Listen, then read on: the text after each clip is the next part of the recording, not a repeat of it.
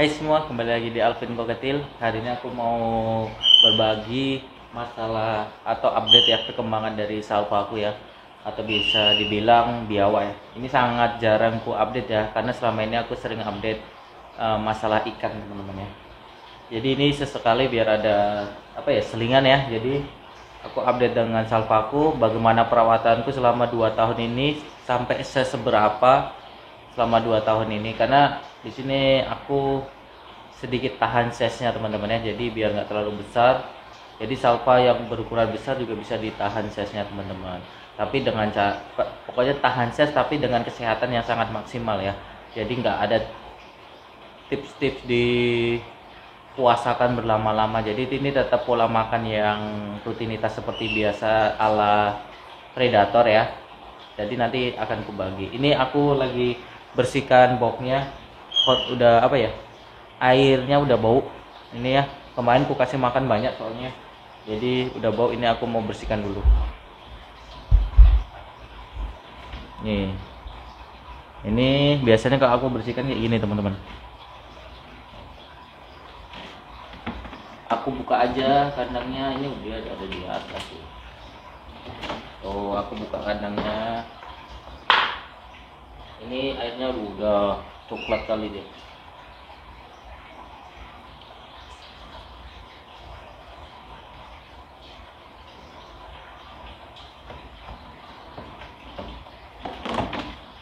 Biasanya aku biarkan dia bersih dulu teman-teman. Ikutin kalian kandangnya.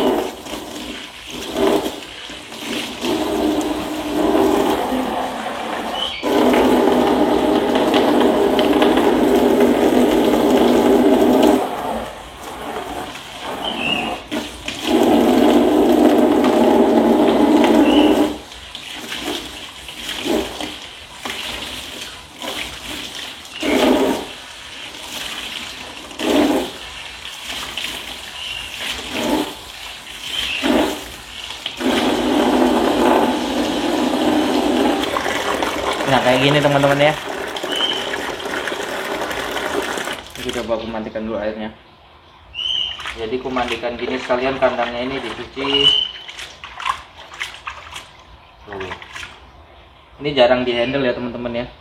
Cuman kalau si biawakku di dalam rumah atau di tempat biasa, pokoknya yang sepi kayak gini, dia nggak akan galak teman-teman.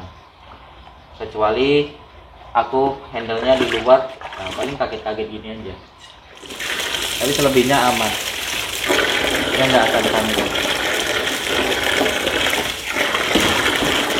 Ini panik karena aku pegang ekornya.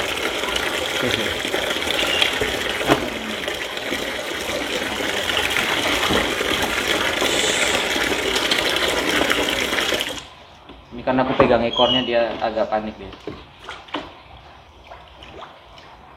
Biawak ini sangat kurang suka ya teman-teman kayak dipegang ekornya gitu ya. Nah, cuma dipegang ekornya gini, kita hanya pegang ekornya kayak tadi kan kutarik itu karena ada kulit shadingnya ya. Nah itu sangat tidak suka. Kalau mau kayak gitu badannya juga harus dipegang, jadi biar dia nyaman. Nah kalau hanya ekornya gini kita tarik gitu, kita agak ada sentuhan agak berat ya, agak keras karena aku tadi mau narik shadingnya. Itu biasanya jadi kurang kurang nyaman, jadi kayak tadi mau lari agresif. Ini semi ya, bisa dibilang semi jinak ya teman-teman ya, nggak bisa dibilang jinak kali ya, ya jinak tapi nggak bisa dibilang lemot ya, karena nggak pernah aku handle, bahkan berbulan-bulan bisa nggak aku handle ini teman-teman ya. Paling ku kasih makan, aku bersihkan gini, jarang ku mainin akhir-akhir ini ya.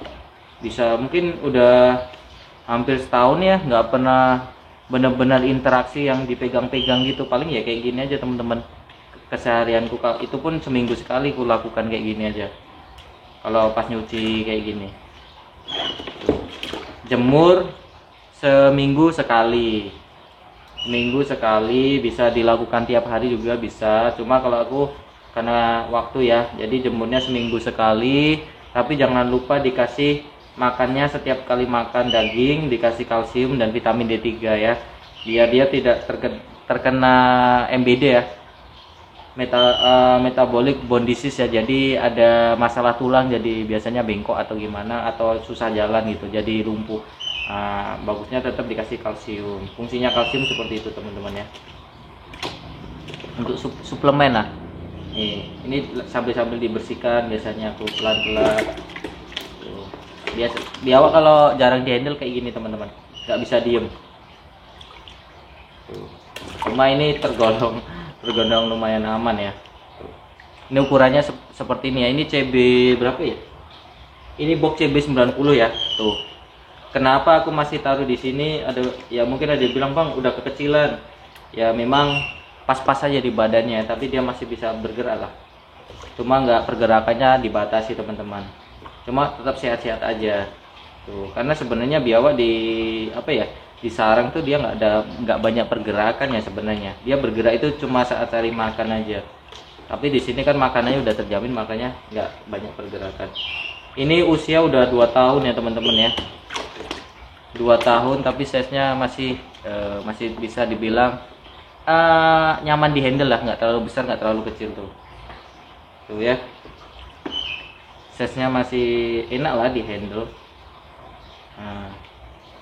Caranya gimana bisa tahan size kayak gini teman-teman ya, salah satunya porsi makan ya. Aku porsi makan itu biasanya seminggu sekali sekarang. Dulu seminggu 2 kali, boleh juga seminggu 2 kali, tapi porsinya sedikit-sedikit, atau seminggu sekali tapi porsinya agak banyak. Ini aku seminggu sekali porsinya agak banyak.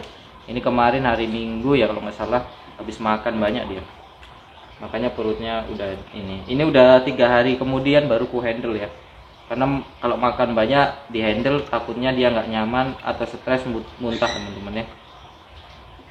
Ini sambil ya bermain-main lah, biar ada interaksi dikit-dikit, biar nggak terlalu jumpy ya. Ya kalau di atas ya kayak gini tuh. Cuma kukunya agak-agak kurang nyaman, aku agak-agak tajam tuh. Tuh segini ukurannya. Ini usia hampir 2 tahun Amben.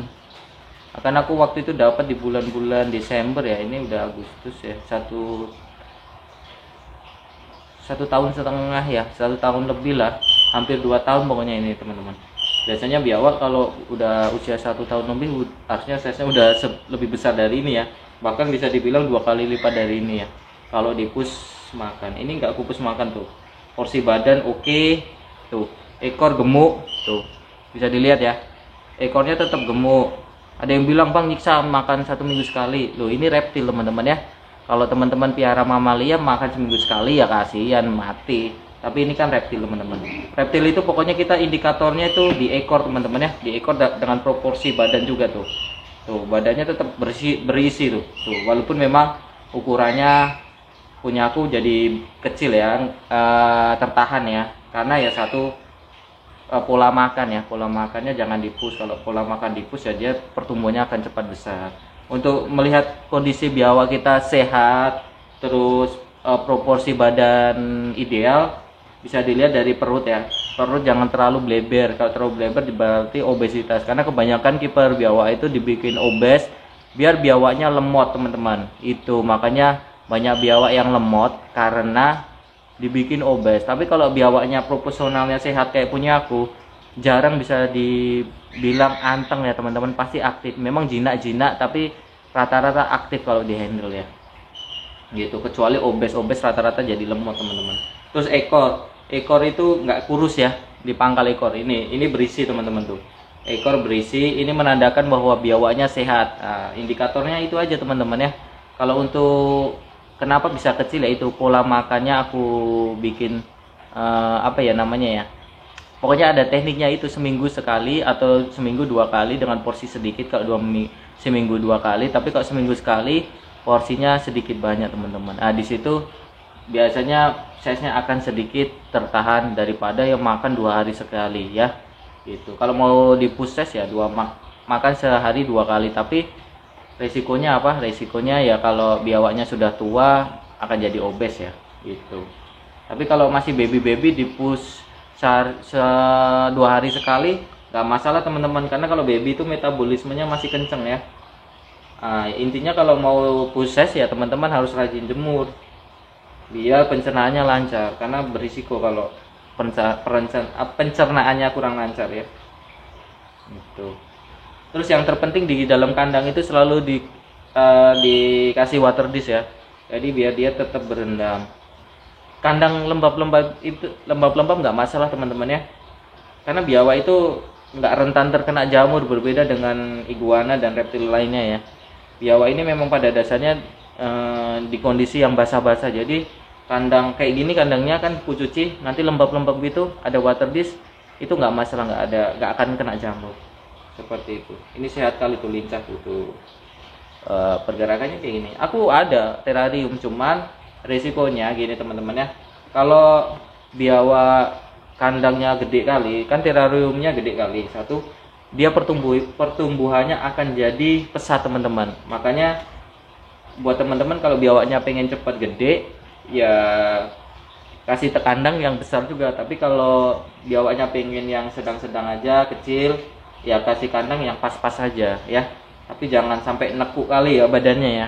Kalau ekornya yang nekuk gini nggak masalah, karena ekor teman-teman ya. Yang penting badannya jangan sampai nekuk. Yang penting masih ada bisa pergerakan. Kayak punya aku kan, ini ukuran badan ya, kepala sampai pangkal ekor 2 kali lipatnya kandangnya ya.